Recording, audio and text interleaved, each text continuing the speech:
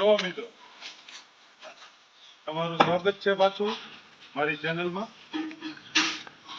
અત્યારે સાંજનો સમય થઈ ગયો છે ગાય દોવાનો.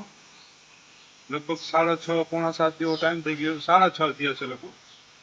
હવે આ મારું બચ્ચું, એને પેટ ભરવાનો ટાઈમ થઈ ગયો છે અને અહીંયા અમારી 3 ગાયો એ પણ રાહ જોઈ રહી છે કે હવે મને દોવે એટલે એની શાંતિ થઈ જાય.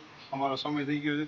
અમે ખોર બોર અમે બનાવી અને કમ્પ્લીટ કરી નાખ્યો છે અને અંદર હું ગાયને બાંધું પછી હું દોવાનું ચાલુ કરીશ.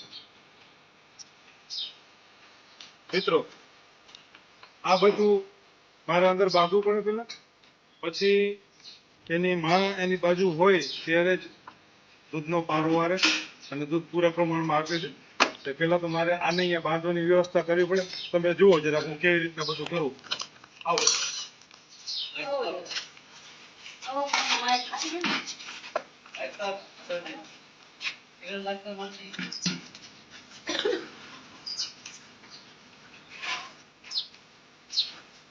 મિત્રો,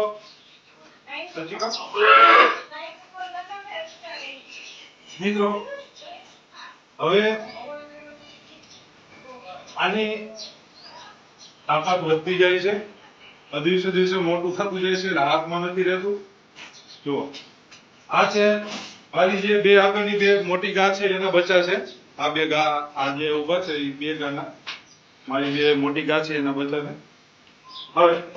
હવે એની આ જે બચ્ચું મેં બાંધ્યું છે એની માં ઓલી અમારે ધોરી ગાયનું નામ છે ગોપી. એને આ બાંધીશ હું, પછી જોજો તમે હું કેવી રીતના દોઉં.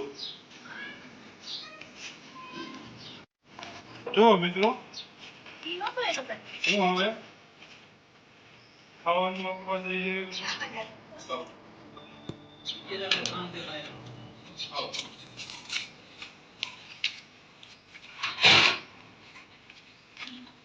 હવે આ મારી ગાયને હું ખાવા આપવાનું છું, કારણ કે મને જોવામાં સરળતા રહી અને ગાય છે ને ખાતા ખાતા દૂધ સારી પ્રમાણમાં આપે અને અમને દોવાને બહુ હેરાન ના કરે. આ છે મારા બેસવાનું સ્થાન. જુઓ, પાછળ દઉં ચાલુ છે. જુઓ મિત્રો, આ રીતના હું અહીં નોઝલ બાંધું છું. નોઝલ બાંધી એટલે પગ ગાય ઉપાડતી નથી. આ નોઝલ બાંધવાનું કારણ એક જ છે કે ગાય પગ ના ઉપાડે. જો મિત્રો, આ ગરમ પાણી છે. આ ગરમ પાણીથી આંચળ ધોવા જરૂરી છે. આ આંચળ ધોવાનું કારણ કે કોઈ પણ પ્રકારનું આ ગાયને ઇન્ફેક્શન ના લાગે અને આપણે ધોવાતાને કોઈ એમાં રજકરણો ના પડે. હવે ગા છે ને પારો મેકશે, તમે જોજો મિત્રો.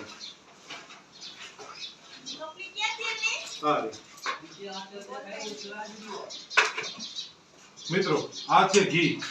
હું આમાં ઘી ચોપડીશ, કારણ કે ગાય દોવામાં ઘી લગાવી તો દોવામાં સરળતા રહે છે અને ગાયને આચર ખેંચાતા નથી.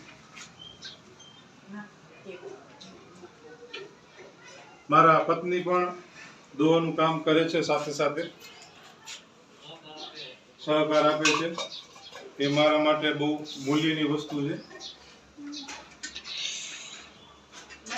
જોવા મિત્રો, હવે છે ને આ ગાનું દોવાનું ચાલુ.